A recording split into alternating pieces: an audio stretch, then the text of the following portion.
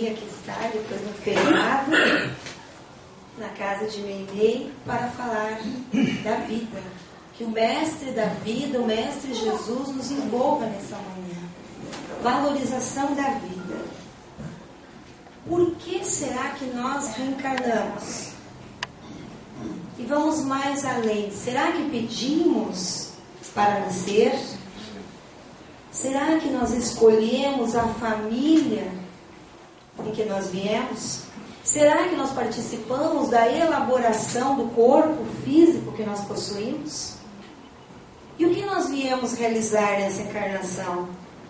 Será que os nossos amigos também fazem parte deste grande planejamento? Nós tivemos agora, pelo cinema, a oportunidade de ver o filme, do livro Nosso Lar, do nosso querido Chico Xavier. E lá ficou mais claro para nós, com as imagens, os departamentos que nós temos nessa grande cidade espiritual. E lembramos dessa cena onde há aqui o resgate, o socorro, onde tem a câmera, que ela é colocada logo que é resgatada dos umbrais. Então também há um departamento de reencarnação. Esse departamento é como um departamento terreno, nós trabalhamos e ali nós temos vários setores. Um dos setores é o setor justamente do planejamento. Ali é realizado todo o planejamento da futura encarnação. Então, a partir do próprio espírito, que ele precisa aprender, realizar, são determinados fatores importantes como a família. Com toda certeza, se nós reclamássemos da família que nós reencarnamos, a partir de hoje nós não vamos mais reclamar, porque nós escolhemos ou foi nos imposto pela importância da nossa evolução.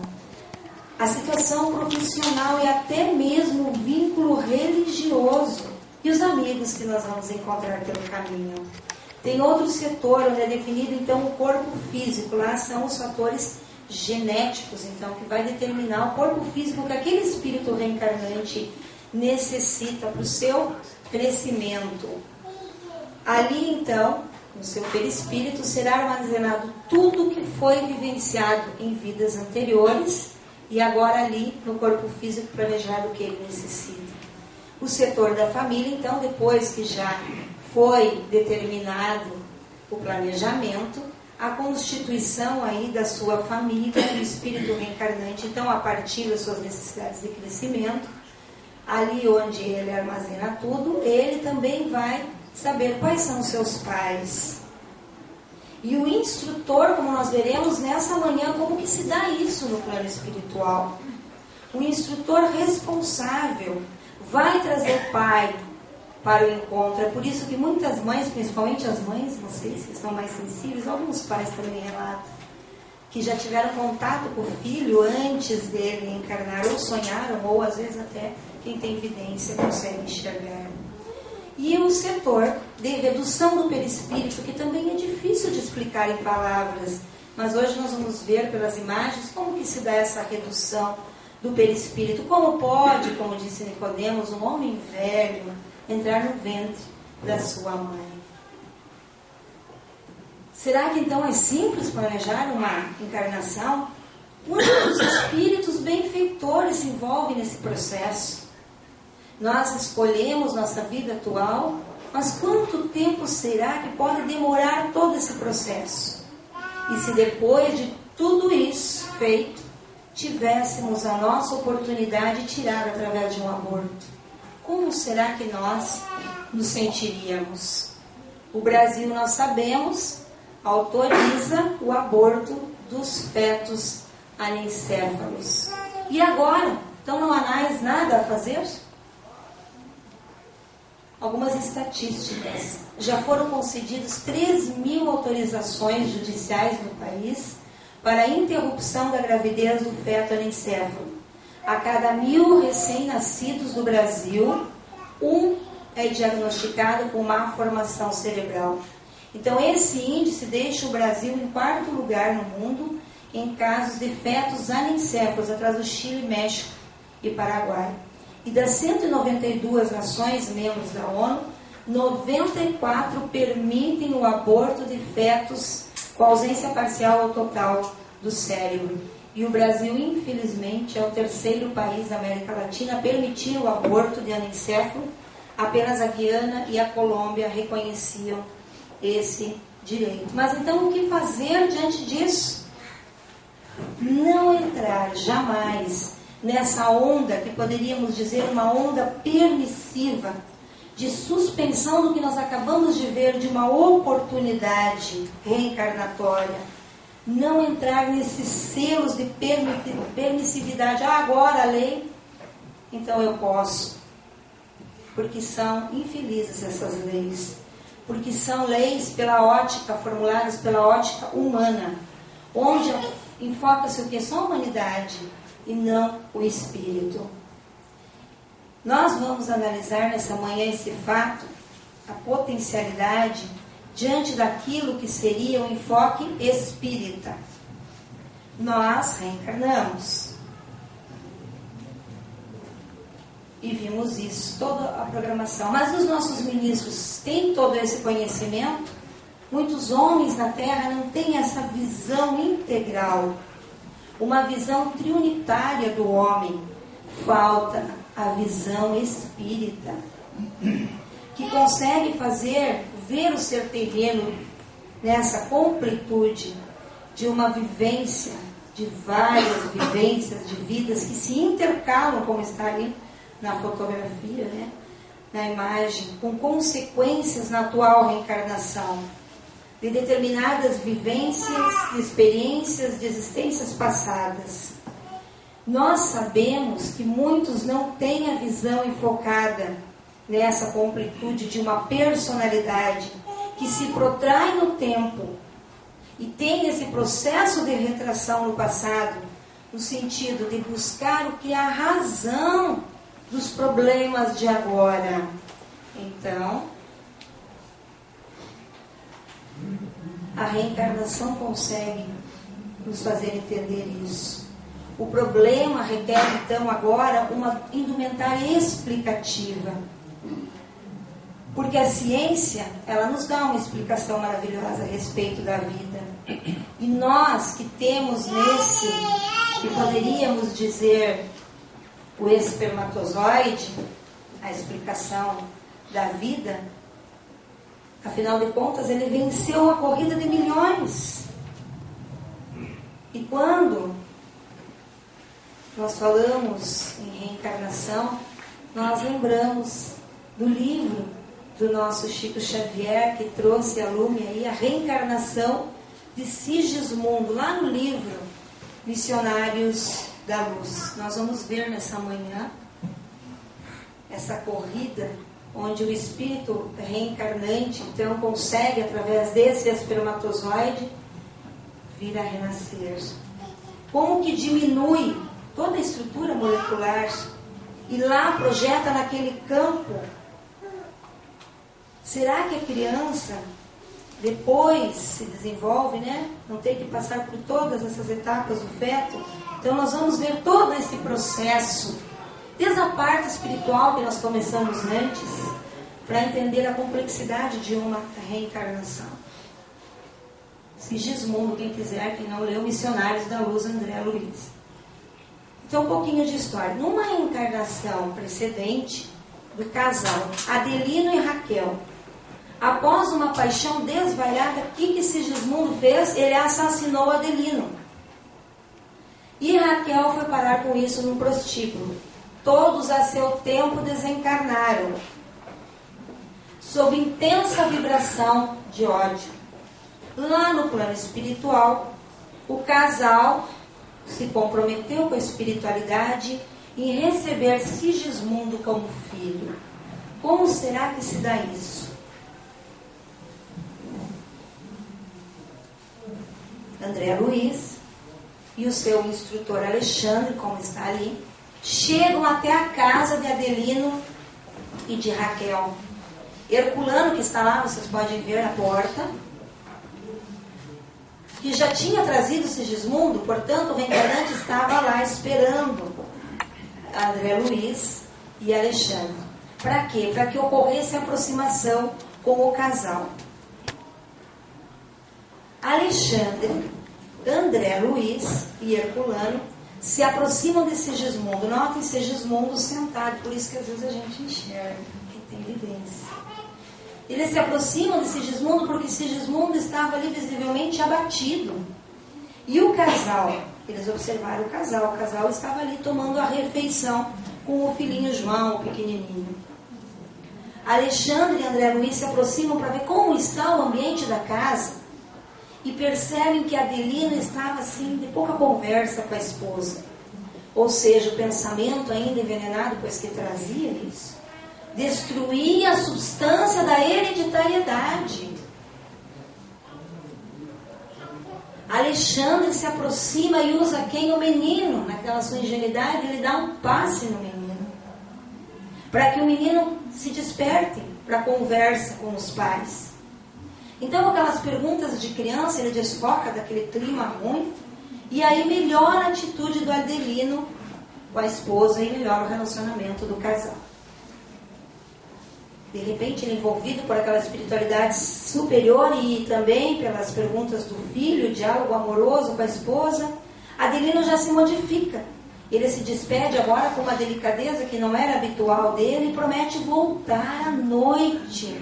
Olha que interessante, ele vai voltar mais cedo para casa para orar juntos ao se deitar. Antes de dormir, conforme prometido, então o casal com uma grande atenção acompanha a prece feita pelo Joãozinho. Aquela emotividade da criança. Isso é tudo uma preparação da espiritualidade para aproximar Sigismundo com Adelino. Como só vai acontecer conosco, aí está retratado, nós dormimos, o corpo físico, o nosso espírito se desprende, apesar de ficar com o laço que prende ao corpo físico, se romper seria desencarnação.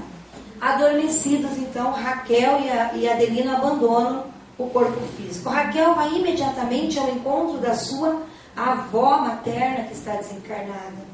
Enquanto Adelino, vagueando no quarto, está meio angustiado. O que acontece conosco quando nós nos encontramos à noite, os desencarnados, os desafetos, e corremos à casa espírita, porque nós não estamos conseguindo dormir ou estamos com pesadelo. Mas agora, Adelino ele se apavora ao ver o Sigismundo, mas agora há uma interferência, ou seja, Alexandre interfere, lançando raios magnéticos, tranquilizadores sobre ele. E em seguida, então, ele consegue convencer que Sigismundo não está ali para fazer mal, mas que ele está em busca do perdão. Comovido com as explicações do instrutor, agora ele aceita o pedido de perdão de Sigismundo, seu algoz da vida passada, dissipando aquela nuvem pesada que estava sobre o seu perispírito, que escondia ali até um espírito elevado, um espírito nobre. Cumprida a tarefa, satisfeitos, o Herculano e o Alexandre, André Luiz atrás com o Sigismundo, deixam a casa de Adelino, os futuros pais, Adelino e Raquel, para retornar. Então foi feito um contato, para retornar na semana seguinte, para se iniciar o processo de reencarnação. É claro que o tempo aqui é um caso, né? Cada caso é um caso. André Luiz e Alexandre chegam à casa de Adelino e de Raquel justamente na véspera da ligação do espírito Sigismundo agora na matéria orgânica. Lá eles encontraram Herculano e Sigismundo na companhia do que nós vimos lá antes, do setor, né, de miniaturização. Então espíritos agora construtores que têm essa tarefa, que iam cooperar lá na formação fetal. O ambiente, graças a Deus, familiar continuava cercado de afeição. E Alexandre agora traz aquele mapa da genética, né? Depois a gente fala que é tudo genética, mas vem pela espiritualidade. Quer dizer, aquele mapa que vem preparado, que foi preparado junto com Adelino, com a assistência desses mesmos espíritos construtores. E ante a iminência da reencarnação, é claro que Sigismundo começa a se tornar extenuado, cansado, abatido, sente-se fraco, quer dizer, aquele medo da reencarnação, retorno à carne, mas com incentivo, com a conversa dos amigos espirituais, ele está mais confortado ante a promessa que eles continuarão colaborando com ele. após a encarnação. E antes de iniciar, então, esse processo de reencarnação, Sigismundo, com o olhar vagueante, ali aflito, ele está num quarto ao lado, no seu futuro lar, quando começa o momento, que nós não conseguimos muito decifrar por palavras, né? Da redução do perispírito. Olha como que se dá. Agora entra em ação outros espíritos, os espíritos construtores. Iniciam o processo de magnetização do corpo perispiritual de Sigismundo. E durante esse processo, então, à medida que a forma espiritual vai se reduzindo, ele vai dando aquele torpor, vai perdendo a lucidez e ele então fica cada vez menos consciente.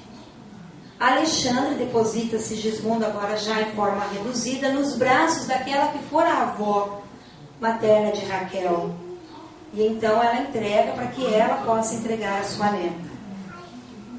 Ante uma assembleia de espíritos, Alexandre anuncia o momento sublime da entrega de Sigismundo à sua futura mãe. Sob o olhar sempre vigilante ali de Adelino. O aposento estava cheio de flor e de luz, o propósito de adornar os caminhos do recomeço de Sigismundo. Após a prece de Adelino e sob os influxos de energia sublime dos espíritos superiores, Raquel recebe o espírito de Sigismundo nos braços da sua avó materna. E Adelino então se aproxima em espírito da esposa, a abraça ternamente. Sigismundo, em sua forma infantil, ligava-se fortemente a Raquel, tornando-se alma de sua alma e logo mais carne de sua carne. Naquela noite, após a união genésica de Adelino e Raquel, Alexandre analisa a corrida dos espermatozoides em direção ao óvulo. E quando ele verifica que aquele espermatozoide, dentre milhões, tem as condições justamente que ele precisa, o reencarnante precisa, Alexandre faz o quê? Utiliza o seu potencial magnético para sintonizar que aquele mais apto possa ali chegar primeiro para organizar o corpo do Sigismundo. Então o espermatozoide chega porque reencarna. Muitas vezes, se ganhou a corrida o mais rápido, reencarna um espírito com anencefalia. Porque o espermatozoide magnetizado tem uma energia adicional sobre os outros. Então ele chega primeiro no alvo, rompe a cutícula, penetra o óvulo, gastando aí pouco mais de 4 minutos para alcançar o núcleo. Então, sob esse influxo magnético dos construtores espirituais, a forma reduzida de Sigismundo é ajustada no útero materno, terminando assim a operação inicial de ligação de todo o processo reencarnatório. Satisfeitos com o trabalho, André Luiz e o orientador Alexandre deixam a cidade do Rio e volitam em direção à colônia espiritual, nosso lar, onde vivem. Aí estão eles chegando na cidade espiritual. Então nós vimos o quê? Que ao chegar próximo ao ser, ao vaso materno, ele inflexiona uma direção. Que direção? Fluídica. E atinge o modelo correspondente, que tem todo o código de sua vida, que foi escolhida pelos missionários, como vimos antes, da luz. No sentido de que, não que esse seja um missionário, mas de que ali está toda a programação reencarnatória. E esse espermatozoide fortalecido por essa energia que ele ganhou, consegue, como nós vimos, ganhar a corrida entre milhões. E então ele entra como se fosse um polo magnético, determinado a adentrar o óvulo. Vence a todos, enfim, e se aproxima desse momento que nós consideramos fantástico. A partir dessa conclusão, nós podemos dizer que a primeira fundamentação da defesa da vida, em qualquer circunstância, é que ali ela já está se manifestando como o primeiro passo nessa busca aí é a descoberta do zigoto à luz da ciência da vida. É importante considerar que a partir desse momento que ele penetra o solo, a estrutura sagrada do útero, nós vamos iniciar o processo do embrião, dos organismos vivos, nos quais estão fixadas todas as bases desse indivíduo adulto. A partir da entrada do espermatozoide nesse casulo, ele é, como mostra a foto, nimbado de luz. E nenhum outro entra. E é a partir daí que começa toda a multiplicação das células, aquela cistiparidade que a gente já estudou em ciência, nós vamos ter o embrião. Nós vamos ter aí, então, nesse habitat, o que é a vida, esplendidamente protegida pelas leis benditas, marcadas pelo Criador de nossas vidas. Então é importante lembrar que os nossos queridos ministros deveriam conhecer que não é possível interromper em qualquer ponto desse contínuo, zigoto, feto, criança, adulto, velho, sem causar danos irreversíveis ao bem maior, que é a própria vida. A partir desse momento, então, quando nimbar o nosso campo receptor, tão belo que é o óvulo, e que liga-se ao espermatozoide, essa célula ovo, e esse espírito comanda essa célula, todas as estruturações da realidade, a lei de causa e efeito entra em ação na programação feita e comprovadamente, que é cientificamente comprovado, como nós vimos antes, pela administração de quem? Dos instrutores da vida maior, do mundo maior. Então, a consideração de que ali jaz um espírito é que traz a preocupação com a interrupção da gravidez. Então, o que nós vimos no Supremo Tribunal Federal autorizar a interrupção de um anencéfalo, ou seja, de um feto cuja projeção já determina que ele vai nascer sem parte do cérebro, ou seja, massa encefálica, como nós vemos ali, algo fica. Para quê? Para estruturar uma série de comandos, como sugar, como ver.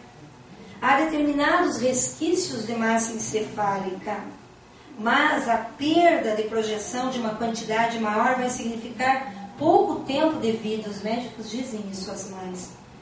E o que foi proposto então pelo Supremo Tribunal Federal? Mudar, onde tem a proibição, né, de um anencéfalo, de um eugênio. Agora é permitido a gestante solicitar a interrupção da gravidez. Não precisa mais a autorização de nenhum magistrado. E a partir dessa decisão, então, entra o livre-arbítrio de qualquer gestante. Pode chegar em qualquer unidade de saúde e solicitar a interrupção, né, comprovando-se que realmente é uma gestação desse tipo. E a unidade de saúde, então, encaminha para a interrupção da gravidez. Nós devemos fazer o que como espíritas? Informar, doutrinar, divulgar, manifestar o pensamento espírita para que os nossos amigos, para que os nossos parentes possam conhecer as graves responsabilidades desse selo permissivo e as consequências espirituais daqueles que vão determinar as interrupções da gravidez, seja o ministro que aprovou ou os ministros, sejam a família, os pais, o esposo, principalmente a mulher. Porque a interrupção da gravidez é a interrupção de um plano divino. Então a célula ovo, como nós vimos até agora, é um dos exemplos mais admiráveis, quando encerra em si mesmo, potencialmente, todo um projeto de um ser vivo, de um ser novo, que é único e que é insubstituível. Ali há uma alma. E quando essa alma, ligada agora à célula ovo, ela registra tudo, tanto que nas terapias de vida passada, quando a gente tem uma fobia, um trauma e vai nesse tipo de profissional, por causas sérias, e faz uma regressão, o que eles relatam? Que muitas vezes, quando houve uma discussão, por exemplo, grave entre os pais, mesmo na gravidez, o paciente começa a se encolher e ficar em qual posição? Na posição fetal, porque ele registrou a tudo. E por que ele registrou? Porque há vida. Há registro, porque há vida. E é um momento delicado, onde o ser vivo, na célula ovo, vive e registra. E nós, então, podemos ter problemas quando adulto, né? Então, são os traumas que vêm desde a vida intrauterina. Mas nós precisamos compreender que isso é vida e que existe uma alma. E se essa alma não for aceita, meus irmãos, para onde ela vai? A célula é admirável porque encerra potencialmente todo esse projeto desse ser. É aquele ser que a mãe tem uma responsabilidade direta. Os pais, os avós todos, mas a mãe é a responsabilidade direta. Então nós precisamos saber por que ocorrem esses campos que nós poderíamos chamar agora de sublime oportunidade de redenção, embora árdua no caso de receber um filho anencefalo, mas uma sublime atuação de renovação. O que diz lá o Livro dos Espíritos na questão 344? Em que momento a alma se une ao corpo? Desde o instante da concepção, o espírito designado a habitar certo corpo. E esse se liga, então, como nós vimos já antes, por um laço fluídico. Então, a vida a espírito. O laço fluídico está determinando reciprocidade entre o corpo e o espírito. Ou seja, muitas vezes nós podemos procurar na internet, tem muitos anencéfalos no colo da mãe sorrindo.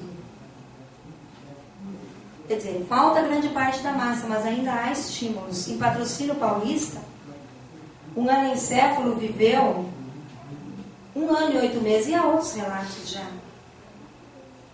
Ouvia os sons, emocionava-se com a mãe, ela reconhecia a mãe. Então, pelos comatosos, nós já sabemos disso, né? Quando muitas vezes o espírito passa por alguma problemática e entra em coma, quando o espírito está ligado ao corpo, ele registra, depois ele vai contar. E no anencéfalo falta essa massa, mas há o registro, porque o espírito está ligado pelo laço. Manuela também viveu 3 anos. Ela viveu e dizia à mãe, a mãe dizia, eu sei que ela me reconhece, que ela ouve a minha voz. Ela foi sepultada em um cemitério como um ser humano. E os ministros argumentam muito sofrimento para a mãe. Não vai ter condições de voltar para casa a não ser no luto, muitas vezes de poucas horas. Mas toda regra tem exceção. E nós precisamos considerar os aspectos que envolvem os anencéfalos. Como nós vimos aqui o dia que falamos das encarnações, das desencarnações coletivas, e contamos o caso do Herr Miller, né, que participou lá no nazismo, e depois ele está reencarnado na Alemanha como anencefalia, como disse e relatou o nosso querido Divaldo. Se fosse no Brasil, se a mãe tem o livre-arbítrio e não tem o conhecimento da doutrina espírita, não teria oportunidade. Porque Deus, soberanamente justo e bom, encaminha um casal tão belo, tão jovem, crianças com falta de uma parte do cérebro, a causas importantes. A cada efeito, nós sabemos pela doutrina, uma causa consequente. Como Deus é soberanamente justo e bom, plenamente bondoso, se o sofrimento é muito profundo, há justiça e há bondade. Há justiça, porque os seres estão em processo de renovação, de expiação, para expiar, para expulsar, para expurgar para o corpo físico o que está lá impregnado no corpo espiritual. E então, muitas vezes a dor, né, que traz no corpo espiritual vai para o corpo físico. Precisa limpar, é um processo de limpeza. Às vezes nós encontramos uma menina dela, vou dar só um exemplo, mas egoísta. Então ela está namorando, mas de repente ela tem um outro pretendente e que ele tem mais posses ou talvez seja mais bonito, né, fisicamente. Motivos para abandonar o seu amado, motivos terrenos, nada que justifique a programação espiritual. Mas o outro apaixonado, como mostra a cena ali, ele se desespera e com uma arma ele estoura o crânio, ele se suicida, ele estoura o crânio. E ele faz o que quando ele destrói o crânio? O cérebro. Passa o tempo. Nós, conhecedores da lei da reencarnação, os protagonistas retornam ao campo.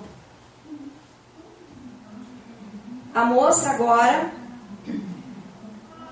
tem os recursos, talvez, daquele outro, né? Ou numa outra existência, reencontra aquele que ela trocou.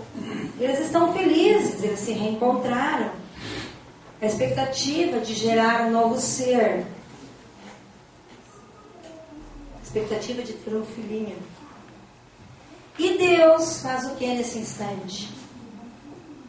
Com seu amor incondicional, Ele destaca a divina oportunidade da reparação daquilo que aconteceu nessa ou em outra existência.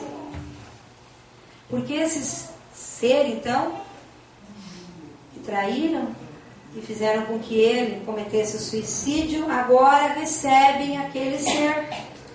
É uma oportunidade para quem sabe ali harmonizar o que foi desarmonizado. Para considerarmos esses aspectos, nós precisamos sempre compreender que qualquer que seja a nossa dor, ela tem o destino correto, não foi erro do endereço, não. E então este vem para liberar-nos das nossas culpas, que nós trazemos lá no íntimo do nosso ser.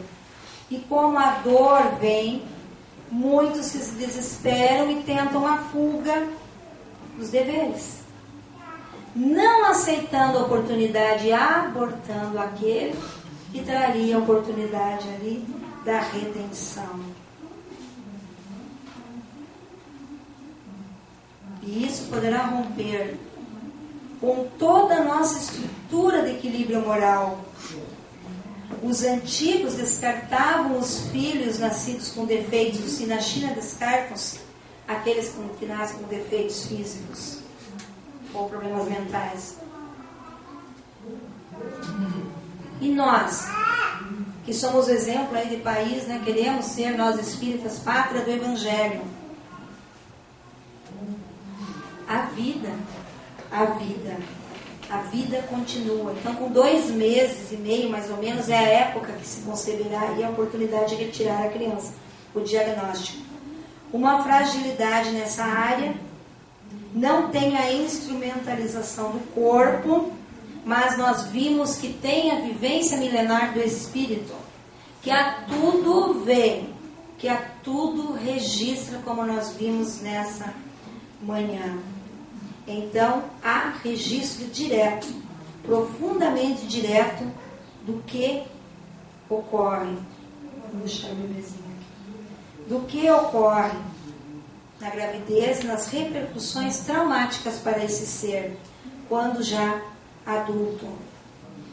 E nós poderíamos encerrar com um recado de um bebê. Receba-me, mamãe, como sou. Um dia serei como você quer que eu seja. Feliz, muito feliz. É claro que o assunto é vasto e a doutrina espírita é maravilhosa. Nós temos outras reflexões, o tempo não permite. Mas o que pode estar por trás de toda essa discussão? Claramente se usa então a dor da mãe para se ampliar a discussão sobre o aborto. Os países desenvolvidos propõem a liberação mundial do aborto até 2015. Há intenção do uso dos órgãos dos anencéfalos, cujos pais então decidirem pela antecipação terapêutica do parto. O que nos diz a nossa magna doutrina espírita? O aborto só deve ser feito se a gestação oferecer risco de vida à mãe. E espíritas de todo o Brasil, desse plano encarnados e desencarnados, se manifestaram em relação ao aborto do anencéfalo. É claro que nós não temos tempo, mas vocês podem procurar o que disse a doutora Marlene Nobre. A vida é um bem otorgado por Deus, a vida é um bem disponível. Onde quer que o Espiritismo tenha tocado um coração, ali está a defesa da vida. Lutemos com todas as forças contra o aborto. Defendamos o anencéfalo. Divaldo Pereira Franco, preocupado com que ela, sem saber do tema, falou na prece. Né? Os políticos, quem administra, o Estado, a nação, ou seja, o Estado não tem direito de matar, na preocupação de que se repitam os erros que nós já cometemos no passado. Qualquer forma de agressão à vida é crime hediondo e abre, então, brecha para amanhã depois matar os velhos ou as crianças que nascem com defeito. Joana de Ângeles, à época estava para ser votado, recebeu na noite anterior um recado, vocês podem procurar na internet.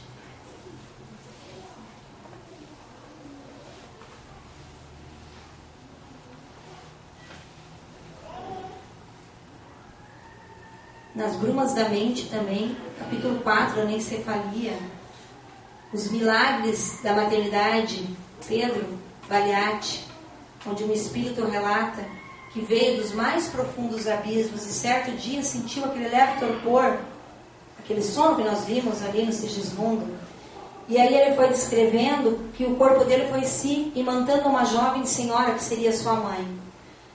Conhecimento da reencarnação compulsória, ele não tinha condições de fazer o programa juntamente com os mentores, então os mentores fizeram por ele, e ele ficou revoltado, ficou com ódio. Entretanto, a mãe dele apresentava uma outra força, contrapunha o amor, e após certo tempo de gestação ela recebeu a notícia da impossibilidade de viver, diagnóstico de anencefalia, e a revolta tomou conta dele totalmente. Ele adormeceu, acordou depois, para surpresa, nos braços da sua mãe. Ela queria viver comigo as poucas horas de vida, guardar a lembrança do beijo e do abraço. E era tudo o que eu precisava. E ali o ódio converteu-se em arrependimento e desejo de retomar o caminho. Hoje sei que devido ao estado do meu corpo espiritual não teria condições de reencarnar. Precisava dessa fase intermediária de uma gestação sem sucesso. Entretanto, não foi tanto isso, esse choque anímico resultante da minha retomada na seara do Cristo, e sim o sentimento do amor de minha mãe. Ele desencarnou, isso foi via mediúnica, ele desencarnou, ele relatou com 2 dias de vida. A história de João e Maria, são muitas histórias, a doutrina realmente é rica. Conta a história que ela veio e depois ela retornou ao normal. Vocês procurem Ricardo de Bernardi. Para finalizar, sempre o nosso Chico, querido e amado Chico, sem Deus no coração, as futuras gerações colocarão em risco a vida no planeta. Por maior que seja esse avanço tecnológico, impossível que o homem viva em paz sem a ideia de Deus o inspirando em suas decisões. Sabemos que o tema é complexo.